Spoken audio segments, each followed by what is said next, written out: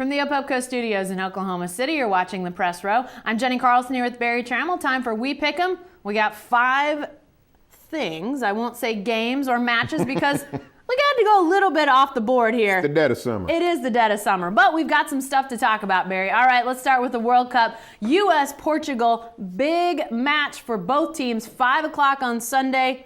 Who you got in this one? Well, this is the easiest pick of all time. I'm taking the Yankees for a very good reason. I like my own skin and I like my own health. When I pick against the Sooners or the Cowboys, people get worked up. When I pick against the Thunder, people get worked up. But enough of the European soccer passion has sort of seeped over here where people get more than worked up about this soccer. They go killing people for not, for their own goals. That's what happened in Colombia.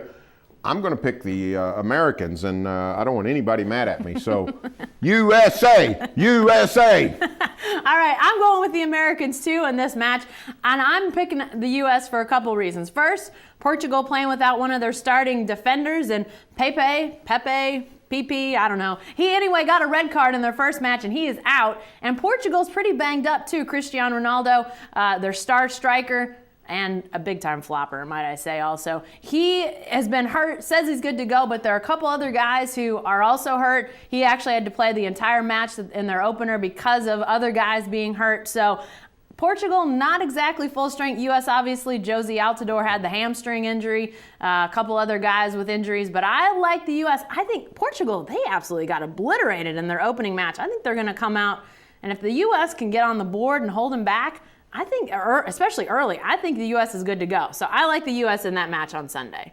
You know way more about this than you ought to. All right, let's go this pick'em. How about who advances out of Group G? This is the U.S. group. Germany, the United States, Portugal, Ghana. Who you got coming out of this one, Barry? 2 make it, right? Yep, 2 make it. Well, Germany's going to make it. So it comes down, in some ways it comes down to the U.S.-Portugal. I mean, if the U.S. beats Portugal, the Yanks are in.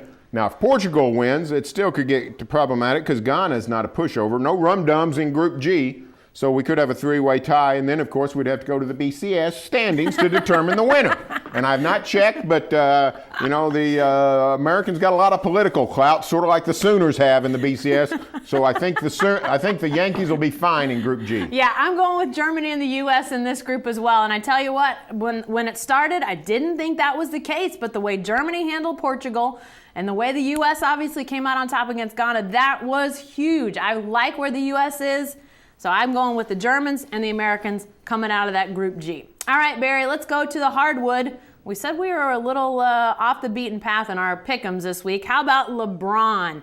The question of does he stay or does he go in Miami? What's he going to do?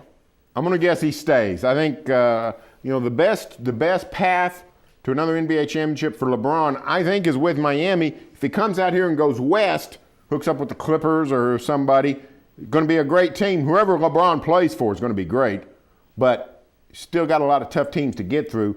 They're in the East. Whoever's got LeBron in the East is going to win the East. So I think Miami just does a little bit of retooling. They'll be fine to win the East. And then you get into the NBA Finals against the Spurs or the Thunder or the Clippers, whoever, and take your chances. I think LeBron stays. Yeah, I'm going to go with stay as well. And it's a lot of what Barry just said, but I think he's going to convince the big 3, the other 2, to stay. I think they'll stay intact. And then, obviously, the Heat have seen playing against the Spurs, they've got to have more of a group around those 3. They just didn't have the bench depth to handle what the Spurs threw at them. Look at how the Spurs, what they brought off the bench. Everybody from Ginobili to Patty Mills. I mean, they had a ton of guys coming off the bench playing big-time roles for them. The Heat has got to figure out some role players to go around those 3. They've got, their starters are nice, but now you lose Battier to retirement. I mean, they're going to have to go out and find some pieces to put around those 3, but I think they will. All right, Barry, what about this question? Tim Duncan, does he play or does he retire? What's Timmy D going to do? As the NBA Finals went deeper and deeper, I kept thinking, well, these guys are going to come back. They're going to play. I mean, why wouldn't you? They're an elite team. They're a premier team. They're playing better than they've ever played.